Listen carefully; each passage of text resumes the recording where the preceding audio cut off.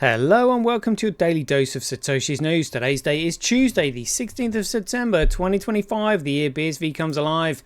Branch your threads, expand your mind with treechat.ai or your post put on chain. Right, let's see what we've got today. Unfortunately, we've got to talk about the sad passing of Ricky Hatton. This is on the 14th of September. You know, suspicions are circling as to how such a young, fit guy could have that happen to him. Just found dead on the floor of his home. So we're just going to talk about the advert that he was in promoting that stuff. Oh dear. Hope CSW was alright because he took 2 of that stuff in order to get to the IRA climate case in 2021. So let's hope that he's alright, but he says he'll just be away for the next few days. Hope he recovers well. Got to talk about this from Watcher Guru. Binance coin reaches all new time high, $950. Good grief! I remember looking at that when it was like $1. Oh dear, oh dear. Honestly, saw it coming up through the ranks, but you should see the explosion in the market price when they started creating their own Binance dollar-backed stablecoin. Honestly, it's such a piss take, such a piss take. Check this out. Donald Trump files a $15 billion defamation lawsuit against the New York Times. Whoa. Huge. And talking about easy currency being created, Jacob King has said, just in, Tether has printed another $1 billion out of thin air. Funneled it into Gradecoin to prop up the price. Absolute criminal. Peter Schiff, again, the old gold bug, still going on about warning about the Bitcoin treasuries, and he's got every right to do that because the NAC BTC treasury taking a hammering at the moment.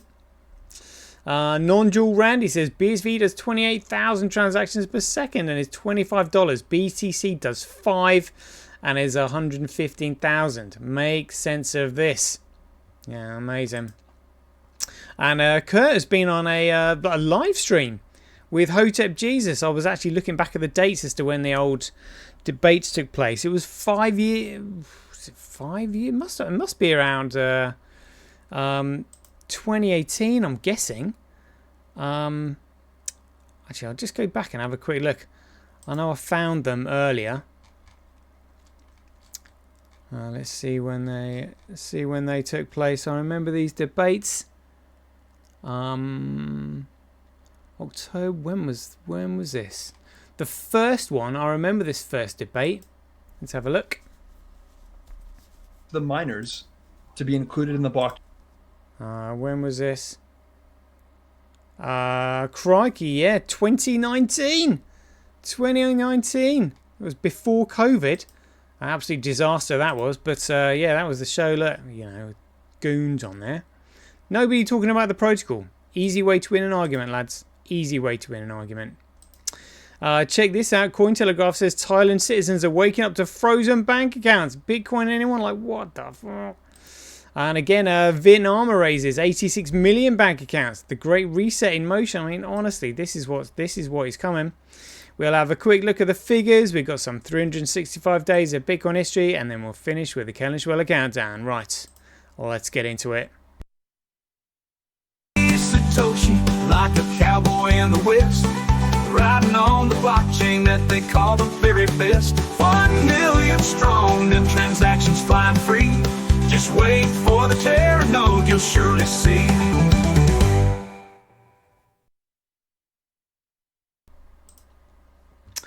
Here we are. So the post here for Victor Scott said, for any sudden or cancer death of a fairly young person within 5 years of getting jabbed, the jab should still be suspected, in my opinion.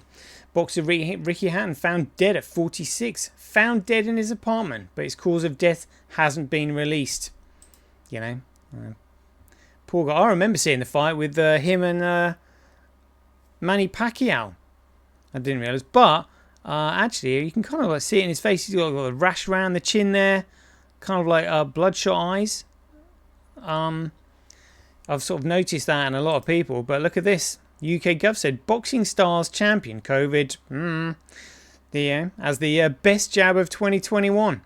Boxing legends Eddie Hearn, Ricky Hatton, Conor Benn, Terry Harper and Campbell Han have weighed in to encourage their fans to get the C19 jab. Yeah, nice one, lads. Where's that got you? So this was the advert.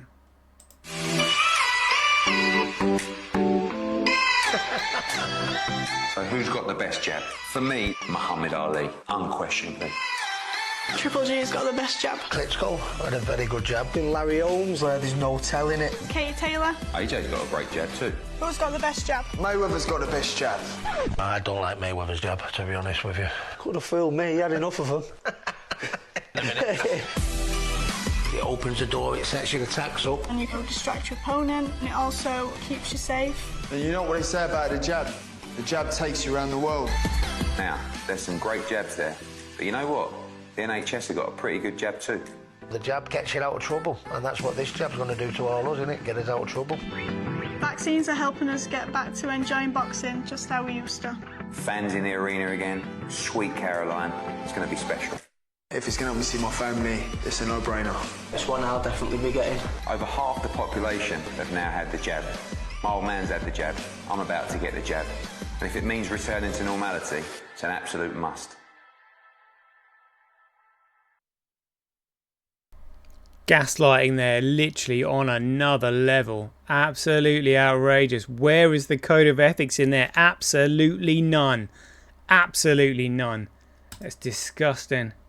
So anyway, hope CSW is right. He says, I will not be writing much for the next few days. The body, that relentless servant of the will, has betrayed me with dehydration and a fall of pressure so low it might make even mediocrity blush. A bout of retrovirus, banal in its origin, yet imperial in its insolence, has forced me into temporary retreat. Take it as a reminder, even the strongest ideas must sometimes pause, not for want of power, but because flesh insists on reminding us of its fragile lease. Well, I hope you're all right, mate, because we know that he also got a jab in order to get to the Ira climate case. Like, I know it was important, but I wish he hadn't done it. And he knew what he was doing at the time, and he's just like, I might be all right with just two. Let's just hope so, mate. So wishing you well there. Check this out. Watch Your Guru said, Justin, B&B reaches a new all-time high of 950. What an absolute piss take this is. An absolute piss take. There is B&B on the price show at 946. 24-hour high 949. All-time high 949. Look at this. Look at it all. What an absolute piss take. Look, what an absolute piss take. I remember seeing this back then. And then, boom, shooting up to like 650. Absolutely crazy. But if we look at, where is it? It's going to be Binance Dollar Coin.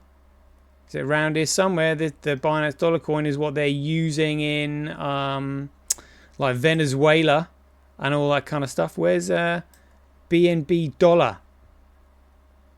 No way. I wonder if they've changed the name of it or something like that. Like the BNB Dollar Coin. That's pretty much what they're using to pump its price. It's just the correlation of the market cap in Binance Dollar stablecoin to the Binance coin itself literally just matches. It's just so ridiculous. It's such a scam. Such a scam. Let's have a look then. BNB Dollar Coin. What's that? BNB AI. What? Multi-chain BNB token. OEC Binance coin. Oh my god.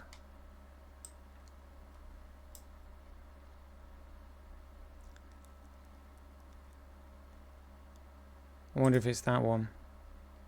No, it's not, because it's $62. Oh well. But that's there's some scamming going on there. Just absolutely ridiculous. But yeah, that's what's You know, got to keep the scams going, keep the scammers interested, keep the gamblers in the game. Oh, I missed out. Got to keep on. Just whatever you do, just don't look at the genuine Bitcoin. Don't look there. Don't look there. Just look anywhere else but there. Talking about looking elsewhere, Donald Trump has filed a $15 billion defamation lawsuit against the New York Times. This is the president's latest legal battle against a major news outlet. The case accuses the paper of interference in the 2024 presidential election and of spreading false and defamatory content about Trump. Yeah, absolutely. It was absolutely scandalous what the cabal were doing to Trump. Good on him. Let's hope something good comes of that. And Jacob King has said here, Justin, Tether has printed $1 billion out of thin air and funneled it into Gregcoin to prop up the price. Looks like they've also funneled a little bit into Binance Coin, if you ask me. Look at that. Look at that. Never been audited. Only ever the odd attestation. Just absolutely ridiculous. But, you know, shitcoin is shit for brains. They don't know any better. They can't see what's going on. Who cares? All the shitcoiners love it. Shitcoiners absolutely love it because they know there's literally nothing else. Because there's no demand for something that doesn't do anything. That's it. If it's useful, it's valuable. And if it's valuable, there's demand there. You know, if it's useless, it's worthless. There's no demand there. So they just pump that shit with this shit. That's why, you know, Jameson Lopp and Samson Mao and all the cabal, the deep state technical team at Blockstream are just simply promote Tether. Even Adam Back, I've seen him with just a Tether t-shirt on. It's an absolute piss take. An absolute piss take. And going from a piss take to taking the piss, Peter Schiff has said, from the beginning I warned that Bitcoin Treasury companies were Ponzi's built on a pyramid. Today, NACA, one of these companies, dropped by 55%. Shares are now down 96% since the May high that coincided with the Vegas Bitcoin conference where I advised attendees not to invest. They actually let him on stage to say that. You ought to be kidding me. But here we go. BitCrash has said, NACA, BTC Treasury, taking a hammering.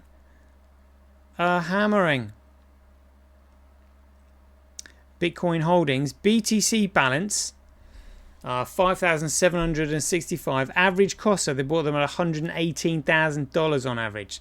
So they're down by 2.3%. Oh my goodness me. Oh my goodness me. I don't think that Treasury is going to work out too well for them at all. Especially when we know what's coming. You know, and this sort of like seems to be the silence before the storm. Looks like the cabal are moving by pumping $1 billion over at Tether to try and move the market. Maybe they know what's coming and they're shitting it. Non-dual Randy said BSV does 28,000 transactions per second and is $25. Gregcoin does 5 and is $115,000. Make sense of this. And this is in response to a previous post where he said BSV just posted 27,358 transactions per second on chain. Visa does 1,700. BTC does 5. Look at that. Transactions. The summary. Just amazing. It's crazy when you realise what we're looking at. Talking about crazy stuff, Kurt has literally just done an interview with Hotep Jesus.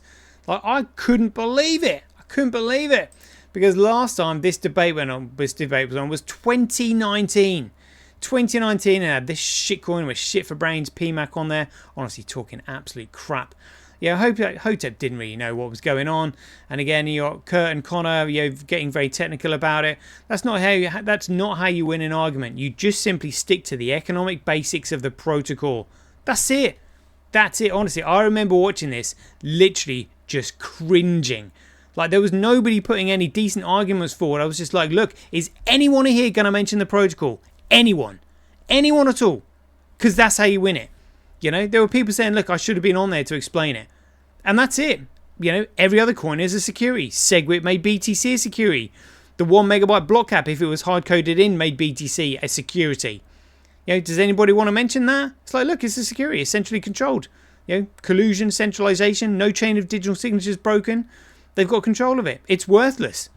That's it. They can't even deny that. You know,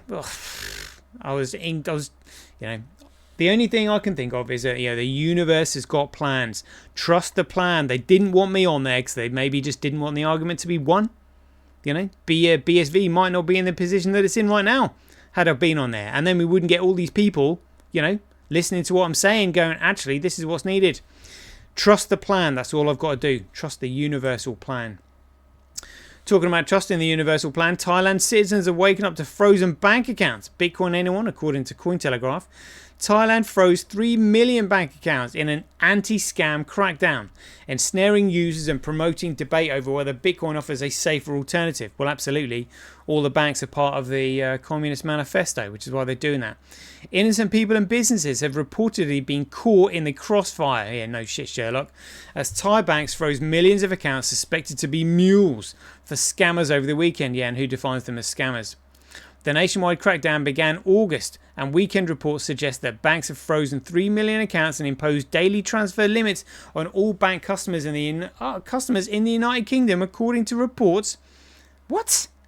However, the Cybercrime Investigation Bureau reported on Sunday that bank accounts of innocent online vendors and merchants are being frozen too after scammers adopted new methods to launder stolen money, according to the Bangkok Post. That's just bullshit if you ask me. Meanwhile, the Bank of Thailand warned that more people could face freezes as authorities widen the dragnet and investigate mule accounts. Alright, that's alright. So just make innocent people suffer while you're investigating mule accounts that you should be taking care of to start with, rather than like putting them in a dragnet. Honestly, absolutely outrageous what's going on. It just goes to show you that no country is safe. Talking about no country is safe, also Vietnam raises 86 million bank accounts. The Great Reset in motion. Like, seriously, what the fuck? This is precisely why the world needs Bitcoin, and this is why we know the banks are nefarious, because they didn't adopt the Bitcoin network for all their financial transactions. If they were genuine, they would have been using Bitcoin. But instead, you know, they listened to the deep state cap out. Oh yeah, just put a 1 megabyte block cap on it. Absolutely ridiculous. They're calling this is a data cleansing revolution. Yeah, that's right, just wiping everybody's digital information. How are they going to prove what they had in their account if it's deleted? It's ridiculous. This is why the world needs Bitcoin. Talking about Bitcoin, like BTC upgrade coin, $116,000. Genuine Bitcoin, though, just $26. But the transactions, 62% of the entire fork market, if you like. And 85% of the block size. Nothing really to write home about. Got a 160 megabyte block. More data in that one block than there is in the entire column of a Gridcoin over there. Look at B crash. That is looking bad. That's looking weird. There's nothing. They're ghost chains. That and Fisher Price Cash, literally ghost chains. Fisher Price Cash still can't get all of the blocks over a kilobyte. Neither can B crash. What a joke. It's 47,000 times cheaper to transact on Bitcoin than Gridcoin. It's 1.8% more profitable to mine on genuine Bitcoin. We'll take that. Right, let's have a look at the politics in the pie charts then, because that's where it is. Global hash rate 7 days, 24 hours. Gridcoin hash rate, other miners 1111. B crash, other miners 11.81 via BTC, 43% on there. Other mining pools 65.28% on Fisher Price Cash, and again CoinDance not really reporting the figures for genuine Bitcoin, but genuine Bitcoin in second place here behind Ethereum. Look, Ethereum 1.8 million transactions, genuine Bitcoin 754,000, XRP in third with 677, and Gridcoin just trailing in fourth. But look at that, we're in second place just behind Ethereum. And yet we're in like triple figures in CoinMarketCap ranking. Absolutely insane. It is the 16th of September in 2009. We've got the Bitcoin email, number 32 of the Marty Malmi emails. On the 16th of September 2017, Cointelegraph published an article titled Opinion, Collapse of Bitcoin's New York Agreement would have long-term consequences. Is it still there? There we go. Collapse of Bitcoin's New York Agreement will have long-term consequences. SegWit 2x is about more than scaling. It's about maintaining trust so that future crises can be mitigated. Yeah, BS. The New York Agreement appears to be crumbling, and that's bad for Bitcoin. No, I'm not taking a stance on the agreement itself. Yeah, you are. I recognise that all scaling plans are controversial. Not really. Just increase the block size. Don't have to touch the protocol at all. And I don't know whether the 2x part of the agreement would be good for Bitcoin or not. Who's in charge anyway? Well, yeah, deep state's in charge of that one. New York Agreement and everything. Honestly, all the BS. But shitcoin is shit for brains in the space. Can't tell the difference. Yeah, so that's it. And tomorrow, check this out. This is hilarious. On the 17th of September 2017, that time when pegged USDT stablecoin on Kraken crypto exchange rose from its peg of $1 to $394, wiping out all the traders who shorted USDT at a little over its $1 peg. Look at that. It went to $394. The stablecoin. Look at that. And it wiped out all the longs. The traders were just like, oh, hold on a minute, it's meant to be a dollar peg that's coming down. So it was probably all the short positions that actually made the price increase. That's hilarious. Oh, it was such a scam. Honestly, the space is just insane. That's why we need Bitcoin to sort it out. Right, there we go. That's a quick 20-minute show. Can you believe it? It's the 16th of September. We've literally just got like one, well, including today, we've got two, but as we're near the end of the day, literally just 1 day left. 1 day left before the Keller countdown finishes, and then we start counting up on the countdown to the event that I've got in mind.